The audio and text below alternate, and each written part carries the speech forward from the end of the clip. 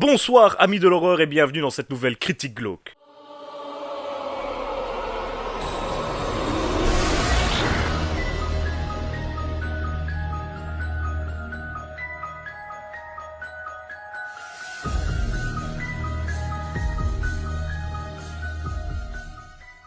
Aujourd'hui, parlons d'un film que j'ai eu la chance de voir en avant-première le soir même de Halloween et qui est le remake d'un grand classique du genre. De plus, il va nous permettre de voyager un petit peu puisque c'est un film italien qui place son intrigue en pleine Allemagne des années 70. Bref, vous l'aurez certainement compris, aujourd'hui nous allons parler de Suspiria, le remake du chef-d'œuvre de Dario Argento. Mais comme d'habitude, d'abord, quelques mots sur le film original. Suspiria est un film italien sorti en 1977 et réalisé par l'un des grands maîtres de l'horreur transalpine, Dario Argento en personne. C'est le premier volet de ce qui deviendra plus tard la saga des Trois Mers, avec les films Inferno et Mother of Tears. Le film est aujourd'hui un grand classique, notamment à cause de l'ambiance incroyable qu'il met en place, entre rêve et occultisme, contes de fées et authentiques fables macabres. L'intrigue prend place dans une école de danse allemande dans laquelle semble sévir l'une des trois sorcières, Mother Suspiriorum, la mère des soupirs. Je ne vais pas revenir sur le scénario en détail, mais Suspiria se démarque grâce à une photographie très colorée, proche de ce que Disney proposait à l'époque, une musique composée par le groupe Goblin, entêtante et qui contient toujours quelque chose d'onirique, ainsi qu'une narration décousue pas toujours claire qui aime perdre son spectateur. Le rêve et l'illusion sont les maîtres mots de ce métrage qui nous impose certaines images violentes par à-coups, parfois incompréhensibles, mais toujours déstabilisantes. Il met en place une atmosphère à laquelle personne ne peut rester insensible et est un véritable voyage sensoriel, au-delà de son intrigue horrifique qui se situe en plus dans une sorte de bulle de ténèbres intemporelle. Pas étonnant du coup que le film soit devenu un véritable classique du cinéma d'horreur, et pour moi c'est bien simple, c'est le chef-d'œuvre absolu de Dario Argento. Mais Suspiria, premier du nom, mériterait une vidéo qui lui serait entièrement consacrée, et aujourd'hui nous nous attaquons à son remake. Commençons par les infos de base, comme d'habitude. Suspiria est donc un film d'horreur américano-italien sorti en 2018 et réalisé par Luca Guadagnino, connu pour des films comme A Bigger Splash sorti en 2015 ou Call Me By Your Name sorti en 2017. Guadagnino s'est présenté comme un grand admirateur du film original et voulait non pas rendre hommage à Argento avec ce remake, mais plutôt à toutes les émotions que ce film lui a permis de ressentir. Au niveau du casting, surprise, dans le rôle principal nous retrouvons Dakota Johnson, surtout connue pour son rôle dans la trilogie 50 nuances de Grey, mais qui jouait déjà dans A Bigger Splash. À ses côtés, retrouvons l'incroyable Tilda Swinton que vous avez pu voir dans La Plage en 2000, L'étrange histoire de Benjamin Button en 2008 ou encore dans A Bigger Splash, tiens donc. Enfin, comptons la présence de Maya Goth que vous avez pu voir dans Nymphomaniac Volume 2 en 2013, Le secret des Marrowbone sorti en 2017 ou encore A Cure of Life sorti en 2017 également. Ou encore Chloé Grace Moretz qui jouait dans Amityville sorti en 2005, Kika sorti en 2010 ou encore Dark Shadows sorti en 2012. À l'annonce de la mise en place d'un remake du grand Suspiria, nombreuses furent les voix qui s'élevèrent pour protester, de peur que leur film favori soit massacré. Pourtant, Guadagnino a dès le départ expliqué qu'il avait une vision très claire et très différente de celle d'Argento, mais cela n'a pas suffi à rassurer certains fans. Avec un budget de 20 millions de dollars, il a réalisé un très bon début aux États-Unis en release limitée, remportant près de 180 000 $ avec seulement 2 salles en un week-end. Nous attendons donc sa véritable sortie pour voir si le métrage confirme ce bon départ.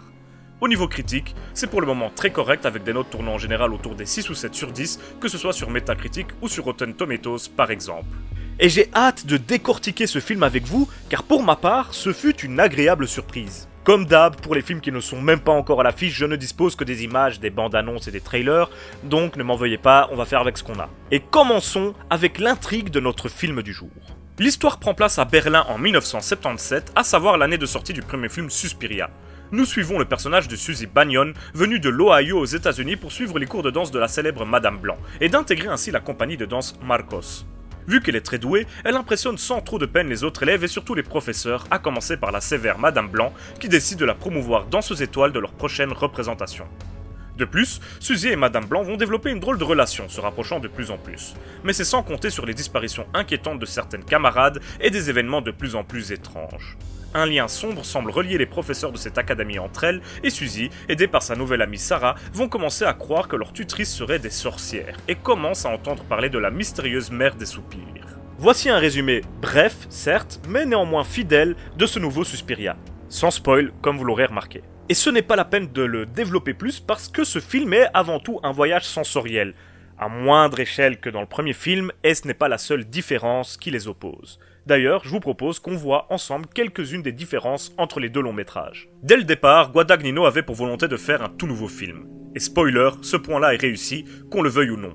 Aidé pour le scénario par son ami David Kashganich, il décide de tabler sur une histoire plus claire, plus linéaire si j'ose dire, car si le Suspiria d'origine était un chef-d'œuvre artistique, ce n'était pas forcément le cas au niveau narratif. De plus, ici, l'histoire est contextualisée. Nous sommes dans le Berlin d'après-guerre en 1977, avec une Allemagne qui peine à se relever, en pleine période de terrorisme avec notamment les attentats de la fraction Armée Rouge en toile de fond. C'est une grosse différence avec l'œuvre d'Argento, qui ne désirait justement pas qu'on puisse situer l'intrigue de son histoire. De plus, ici, existe le côté enfantin ou féerique des lieux. L'académie est plus sombre, plus sobre, mais surtout beaucoup plus labyrinthique. C'est un lieu véritablement effrayant, aux multiples passages secrets et couloirs cachés. On assombrit considérablement la photographie, mais on fait tout de même des choix artistiques évidents. Les teintes et couleurs sont beaucoup plus sobres et sombres, certes, mais le rouge ressort toujours beaucoup plus, que ce soit les tenues des danseuses à la fin du film, ou même la tignasse rousse de Suzy. On est dans un film qui se veut donc plus réaliste, proche de notre réalité, mais qui nous propose tout de même un univers sombre où la pluie s'abat constamment et où les épais nuages gris ne proposent aucune éclaircie. Ça en devient presque suffocant parfois, comme la gestion sonore du film. Dans les chefs-d'œuvre initiales, le son avait une place très importante. C'est également le cas ici, nous n'avons pas la musique entêtante et désormais emblématique de Gobelin, certes, mais la bande-son reste magistrale et colle superbement à l'image. Les soupirs que nous entendons tout au long du métrage sont vraiment angoissants, sans compter certains silences qui en deviennent proprement assourdissants. Guadagnino a pris soin d'effacer quasiment toute présence masculine de son histoire. Ici, nous n'avons que 3 hommes, dont un seul qui jouera un véritable rôle dans l'intrigue. Et même lui a une histoire personnelle qui tourne beaucoup autour des femmes. Le discours féministe est évident, forcément, mais ne prend pas plus d'importance que l'intrigue principale, qui, je vous le rappelle, met en scène des sorcières. Dans le film d'Argento, il y avait tout de même quelques garçons par-ci par-là, mais ici, non, c'est bel et bien une école réservée aux femmes, étudiantes, comme pour le personnel. Dans ce film, la danse est encore plus importante qu'elle ne l'était à la base. Les pas exécutés ici sont brutaux, inspirés, on n'a aucun mal à les assimiler à des rituels ou à de la sorcellerie. Le numéro qui est présenté à la fin est une véritable performance artistique que j'ai trouvé très élaborée. Enfin, le film n'est clairement pas avare en apparitions de sorcières ou de scènes marquantes. En fait, le scénario est très différent et donc nous suivons quasiment une autre histoire avec ce film et c'est la raison pour laquelle j'essaye de ne pas trop spoiler dans cette vidéo. Voici quelques-unes des nombreuses différences entre les deux films, même si je pense que j'aurais pu encore en trouver quelques-unes, mais celles-ci étaient selon moi les plus importantes. Et que diriez-vous de faire tout de suite un point sur les différents points positifs que j'ai pu relever sur le film? C'est une bonne idée, non? Allons-y. Tout d'abord, la photographie est superbement maîtrisée, de même que la mise en scène. J'ai particulièrement apprécié les mouvements de caméra brutaux, en vue subjective, sous-entendant qu'un personnage sans doute surnaturel observe la scène. Le choix des couleurs, comme dit précédemment, est très pertinent, et permet de faire sortir certains détails tout en rendant l'atmosphère plus pesante et angoissante. Le son est également un grand atout dans Suspiria. Par exemple, il utilise parfaitement le sol des salles de danse où chaque pied qui se pose fait du bruit, où on entend parfaitement les personnages marchant sur des talons ou bondissant pour effectuer une figure. Ces sons deviennent au final une sorte de musique, souvent utilisée pour souligner l'effet dramatique grâce à un montage soigné et intelligent. De plus, la danse est ici symbole de libération pour les jeunes filles, qui ont besoin de quitter un monde fait plutôt pour les hommes. Madame Blanc les pousse dans ce sens, particulièrement en leur demandant de quitter le sol, en sautant de plus en plus haut, de quitter le sol pourtant rassurant, car c'est ce qu'elles ont connu depuis toujours. La liberté est d'ailleurs un thème de ce film et comme par hasard, l'école est juste en face du mur de Berlin. Tout un symbole. De plus, les profs sont tout le temps en train de fumer et de boire, ce que nous n'avons plus l'habitude de voir au cinéma. La clope au bec, encore un signe de liberté de la femme à une époque où on considérait qu'une dame qui fume n'est pas élégante. Le casting est énorme. Vraiment, Dakota Johnson s'en sort à merveille et son rôle dans les 50 nuances de Grey lui donne plus de profondeur ici, et en particulier par rapport au sous-texte sexuel évident dans cette académie uniquement fréquentée par des filles. Mais mention spéciale à Tilda Swinton dans son rôle de Madame Blanc, professeure sévère et assez masculine tout en étant étrangement gracieuse avec ses longues robes, elle semble glisser sur le parquet. Tilda est juste incroyable, une actrice à l'interprétation juste au regard profond et à la gestuelle parfaite en prof de danse. Et le pire, c'est qu'elle joue également le Dr Joseph Klemperer. Et j'ai mis du temps à le remarquer, même si durant tout le métrage, je me disais qu'il y avait quelque chose d'étrange avec ce vieux bonhomme. Le montage est superbement bien mené, avec notamment des séquences montées en parallèle, faisant un lien entre la danse et la torture par la sorcellerie menée par les fameuses mères. Et en parlant de ça, le film est vraiment violent et impressionnant. Il y a d'authentiques scènes gore auxquelles je ne m'attendais pas forcément. Le moment où Olga se fait littéralement détruire le corps, où chaque craquement d'os est sonore et horriblement représenté, tout en voyant la danse brutale mais magnifique de Suzy, un grand moment de cinéma littéralement à couper le souffle. Pour finir, nous avons droit à un retournement de situation très étonnant à la fin du film auquel je ne m'étais absolument pas attendu.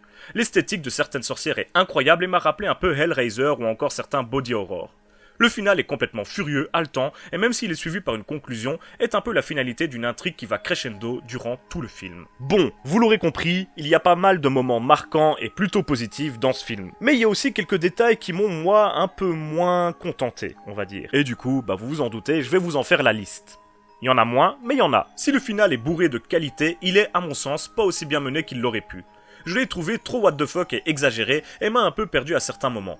Alors clairement, le film explose à ce moment-là, presque littéralement, mais je me suis surpris à sortir de l'intrigue et à m'y replonger plusieurs fois d'affilée, c'était très étrange. Certains spectateurs dans la salle éclataient de rire, d'autres perplexes comme moi, ne savaient pas comment ils devaient ressentir cette séquence. Donc ce n'est pas tout à fait un mauvais point, mais j'ai trouvé que c'était moins maîtrisé que le reste du film.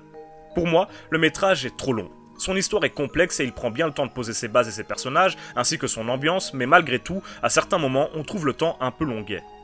Je pense que certaines séquences auraient pu être plus courtes, voire enlevées, mais quand on sait que le métrage initial faisait environ 1 heure de plus, je peux comprendre que ce n'était pas évident de faire mieux. Certains effets spéciaux m'ont laissé une curieuse impression. Les rares CGI n'étaient pas tout à fait bien faits, comme certaines explosions de sang ou des blessures clairement faites en images de synthèse qui n'étaient, curieusement, pas très maîtrisées. Ça ne rend pas service au métrage et on aurait pu rester sur des maquillages physiques, selon moi. Voilà en gros les vrais points négatifs du métrage pour moi. Il y en a beaucoup moins que des points positifs, c'est vrai, mais les points négatifs ont chacun leur importance. Et ils ont tous eu un impact sur mon avis plus global à propos du film. Et d'ailleurs, je m'en vais de ce pas vous donner ma conclusion. Ce n'était pas évident pour Guadagnino de prendre la suite d'Argento sur Suspiria, car forcément, on compare les deux films. Et je pense que nous ne tenons pas ici un chef-d'œuvre, mais un film très surprenant et extrêmement bien mené tout de même. Pour moi, une des plus belles surprises de 2018, même si le résultat est au final imparfait. Les intentions de l'équipe en faisant ce film étaient nobles, on est loin des remakes de slasher habituels. La violence et l'esthétique monstrueuse que ce film nous présente m'ont désarçonné, et j'ai adoré ça. Du coup, j'ai choisi de donner une note de 14 sur 20 au film, mais je dois vous prévenir. Il n'est pas à mettre entre toutes les mains, très clairement. Il est lent, a certaines images vraiment impressionnantes, et a une histoire parfois dure à saisir, centrée sur les relations entre des personnages difficiles à cerner. Au niveau de la frayeur, j'ai été très content de l'ambiance pesante du film et surtout de l'absence totale de jumpscare. Ça fait vraiment plaisir. Du coup, un bon 13 sur 20 est de rigueur et il tend dangereusement vers le 14. En gros, c'était un bon moment et une belle surprise. Et voilà, c'est déjà la fin de cette critique, que j'espère vous aurez appréciée, et je ne peux que vous encourager à aller voir Suspiria. Même si c'est un remake, c'est pour moi un authentique film d'auteur de genre. Et je pèse mes mots. Et ça vous changera des slashers que vous semblez tant apprécier. En tout cas, si vous avez apprécié cette vidéo, j'espère que vous laisserez un petit pouce bleu ou un commentaire comme vous avez l'habitude de le faire, voire même que vous vous abonnerez à la chaîne si vous appréciez mon travail. De plus, vous pouvez me suivre sur les réseaux sociaux ou me faire un petit don sur Tipeee si l'envie vous prend, tous les liens sont dans la description. En attendant, on se retrouve dans très peu de temps pour une vidéo un petit peu particulière, vous verrez, et on reprendra les critiques juste après. Mais surtout, d'ici là, n'oubliez pas, si vous avez peur, c'est que vous êtes toujours en vie. Salut à tous et merci d'avoir regardé la vidéo.